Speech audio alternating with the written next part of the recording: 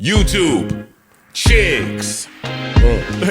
Get ready. You know what to do, chicks. Look at Chick Smooth. Hey, Chick Smooth, appreciate all the coverage that you've been doing. I've been watching your shit for a while. I just subscribed to your shit too, bro. Oh boy, here we go, you guys. Looks like it's all but official that Melyssa Ford is officially off the Joe Budden podcast. Now, Mel has not been on the podcast in a little over a month. Initially, Joe and the guys would bring up Melyssa on the podcast, wishing her well wherever she was, basically trying to make it known that Mel is still a part of the show. Then a couple weeks later, Mona, aka Don't Call Me White Girl, gets hired, and things just get a little bit weird after that. They stop shouting out Melyssa Ford on the podcast, they stop saying her name, and then fast forward to today where it's more than obvious. Melyssa was officially removed today from the Joe Budden Patreon intro, which a lot of fans hit my DMs on Instagram saying, "Chigs, another one bites the dust, Chigs, she's really up out of here." Now, I did check the intro, and yes, she was actually removed. And then a couple hours later this morning, Melyssa Ford updated her bio on Instagram before it said she was a co-host on the Joe Budden podcast.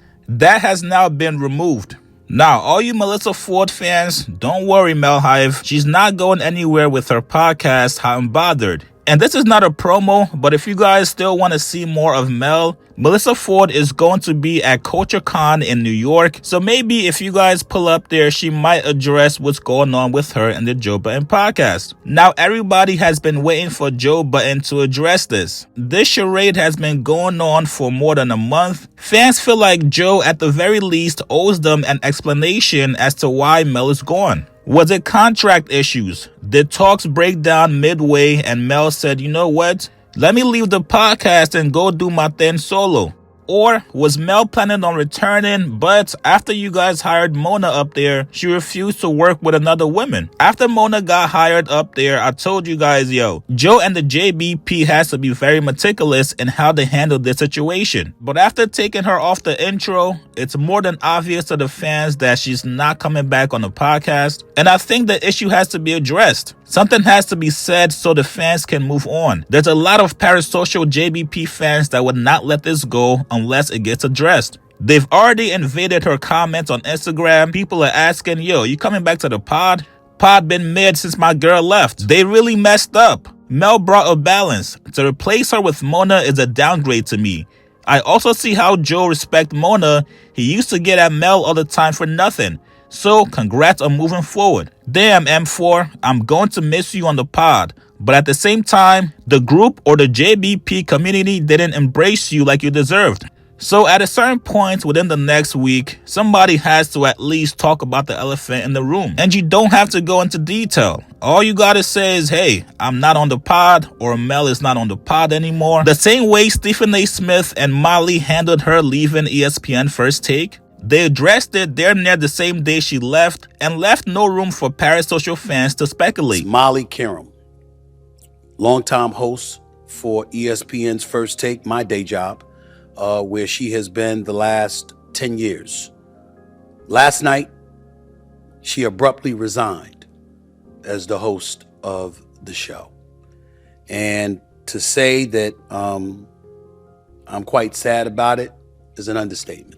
Molly is a co-worker. Molly is somebody that I have leaned on many occasions in the past, as she has done when it comes to me. We've been partners on the show for the last 10 years. And a lot of times some of these things happen and it's just uncomfortable to see.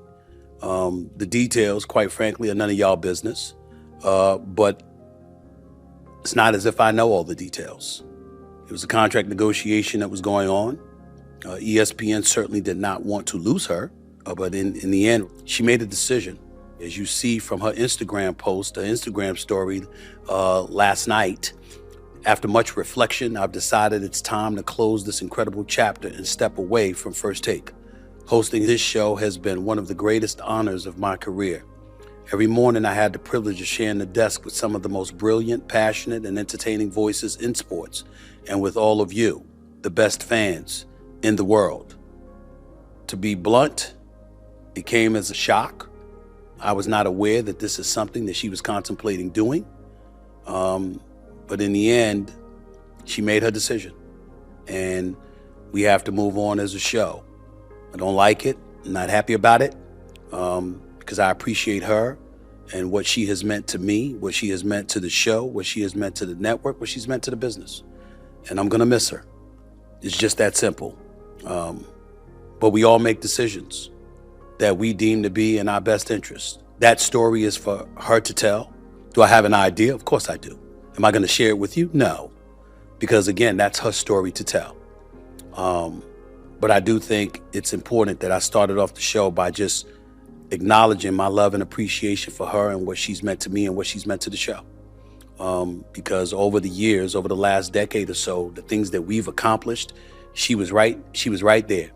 And we could talk about me being the star of my daily television show. We could talk about the contributors that have been stars as well. We can even talk about me doing this show right now. You know, it's a hell of a lot easier to have a second job when the first job is made so easy because you're working with somebody that makes it easy for you. You guys get in the comments below. What do you guys make of these updates by not only the Joe Budden podcast, but also by Melyssa Ford as well? Basically letting fans know that she's no longer on the podcast. Like this video, subscribe to my channel. I'll see you guys later, man.